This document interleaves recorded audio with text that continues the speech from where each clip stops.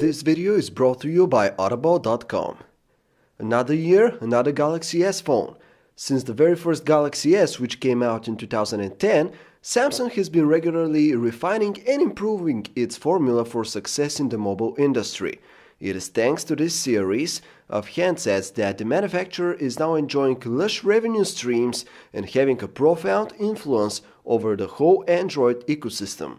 Now the Galaxy S4 is finally here, so let's go ahead and see if it has what it takes to be the last phone standing in the increasingly violent smartphone wars.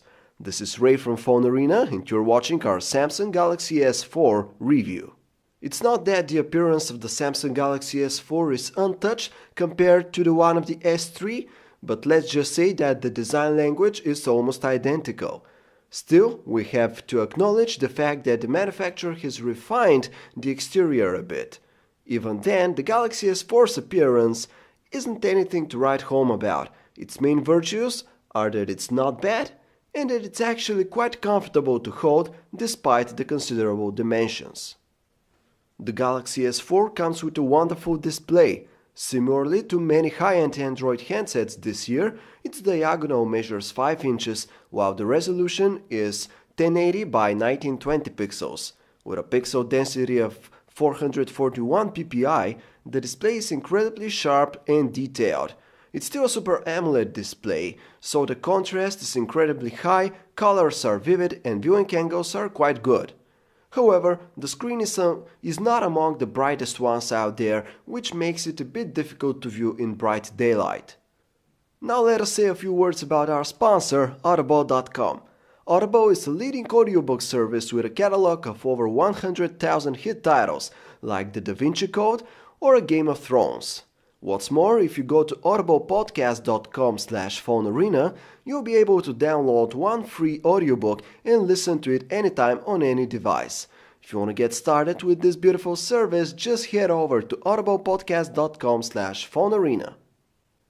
We've gotten used to seeing Samsung's phones arrive with the latest Android version available, and the new flagship doesn't disappoint.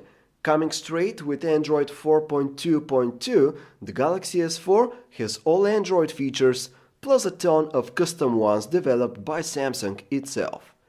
The main concept behind this version of TouchWiz Nature UX remains the same. It's a reskinned version of Android which looks and feels a bit different from the stock UI. It runs extremely fluidly and is highly customizable, allowing the user to tweak almost all of its aspects. There's a good number of custom widgets which make it easy for you to compose a useful and informative home screen setup that has a relatively unified look. The new features that make a debut on the Galaxy S4 can be divided into 4 abstract categories: fun, relationship, live task, and live care. Some of the more promising ones include Dual Shot, which captures footage from both the rear and front-facing cameras and combines it into one video. Another example is Group Play, which allows you to connect a number of Galaxy S4 handsets, creating a powerful sound system along the way. There is also Air View, which detects if your finger is floating over the display, causing the handset to show you a preview of something, if the application that you're running supports this. Yet another example is S-Health, which measures various physical activities and provides detailed health-related statistics.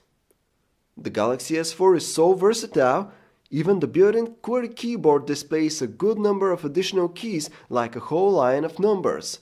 Still, all these keys aren't so big, so if you're having trouble typing on the keyboard, you might be better off installing a third-party one. The Galaxy S4 comes in 2 versions, one with Snapdragon 600 and one with Exynos 5 Octa CPU. We had the chance to test the one with Snapdragon 600 processor and it felt incredibly snappy. In addition, the handset features 2GB of RAM and the Adreno 320 GPU, which is also very powerful. After all, there is not much use in that gorgeous display if your games do not run smoothly, right? Storage options include 16, 32 and 64GB, but all versions sport a microSD card slot, so memory expansion will always be just a walk to the store away. We have to congratulate Samsung for the decision to stick with its custom browser, which is based on the software from Android Ice Cream Sandwich, since it has proved time and time again that it's superior to Google's mobile Chrome, at least for now. Not only is it faster and more responsive, but it also supports Adobe's Flash Player, which is a no-go with Chrome. The Galaxy S4 comes with LTE support as well as HSPA plus 42.2 megabits downlink and 5.76 megabits uplink when LTE is not available. Additionally, the device is equipped with all Wi-Fi protocols, Bluetooth 4 and an IR blaster if you're in the mood of using the Galaxy S4 as a remote control. Aside from the standard settings like resolution, exposure and effects, the 13-megapixel camera of the Galaxy S4 also supports a number of useful shooting modes like beauty face, night, best face, best photo, sports and so on. These different shooting modes can help you achieve better results when using the camera in these specific scenarios.